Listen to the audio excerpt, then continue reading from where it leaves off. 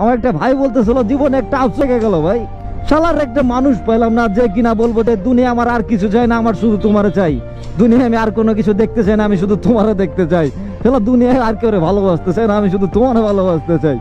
মানে আমার যা হয়ে যাক, যেমন হয়ে যাক, আমি যেমনে থাকি যেভাবে থাকি, আমি শুধু তোমারে চাই। এরকম একটা মানুষ পেলাম না রে ভাই। আর সব পাইলাম কিন্তু এই মানুষটা পাইলাম না, এই আফসোসটা কেন জানে তাই গাই গেল। তো ব্যাপারটা হইতেছে কি, মানে কিছু কিছু জিনিস আমরা চাইলেও আনতে পারবো না, চাইলেও হবে না, মানে সবকিছু তো আমাদের হাতে নাই, তাই না? যে চাওয়ার সাথে সাথে চলে আসবে সবকিছু।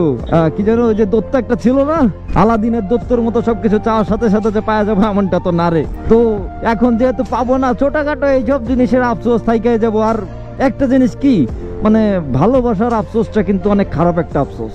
এটা না দিবে আপনারা শান্তিতে থাকতে, না দিবে আপনারা শান্তিতে ঘুমাইতে, আপনারা শুধু কষ্টই দিয়ে যাবে, দিনের পর শুধু আপনার কষ্টই বাড়াই দিয়ে যাবো, আর কোনো কিছু করবো না।